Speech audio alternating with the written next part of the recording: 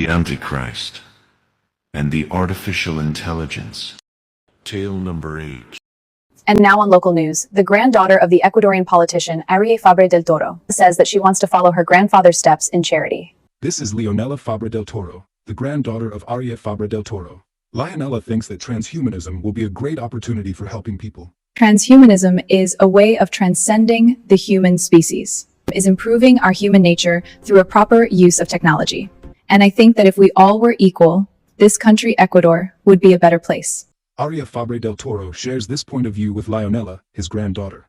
Leonela is the apple of my eye. I only had sons and grandsons. She is the only granddaughter I have. Fabre del Toro is the most influential Ecuadorian politician ever. Even his enemies recognize him as the biggest politician alive. I dream in a better Ecuador, the country my grandpa built, and quoting Huxley, transhumanism will bring equality to whole mankind. Hey Amanda, that suspension your boyfriend had was the best for him. Joshua ain't my boyfriend. Why you say that? Well, Joshua's black, so why he talks about the apocalypse? Joshua should be playing football, basketball, or dancing salsa. That's what blacks do in Ecuador. You are such a racist, Leonela. You hypocrite.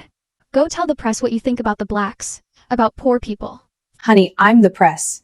My family is the press. You ain't nothing. At least my family don't have blood in their hands like yours. I better shut up.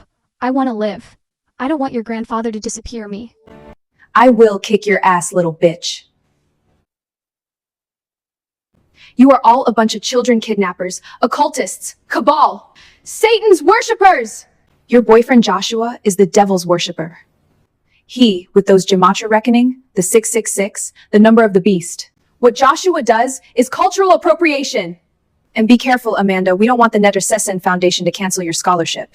That was Leonela Fabre del Toro being Leonela Fabre del Toro. When talking to the press, she acts some way, but with us, her classmates, she is different. Somehow she is right with something. Given a mystic sense to a translation error by the algorithm is superstition. But what about cultural appropriation? In a country with a population most of mestizos, seems that our daily life and our local traditions are our culture. But how crazy would it be, specifically if we study in a Catholic high school, to have interest in reckoning the number of the beast mentioned in the book of Revelation?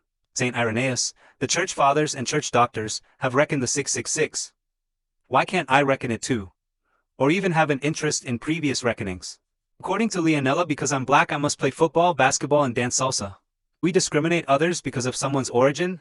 Seems that Leonela forgot that her ancestors were expelled from Portugal because of being Sephardic Jews, and that her surname is not Fabre del Toro but Cordovero, which then her ancestors changed into Fabre Cordovero and then into Fabre del Toro Cordovero, which was shortened into Fabre del Toro. They were related with Moshe Cordovero. Moshe Cordovero was a Spaniard Talmudist teacher, born in the Ottoman Empire.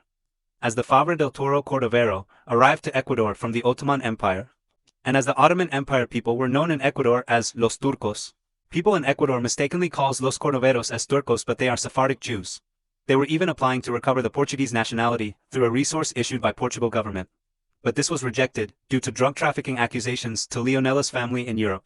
Somehow is sad to explain this all, but someone has to say it. Not in the way like my good friend Amanda did. But truth cannot be hidden.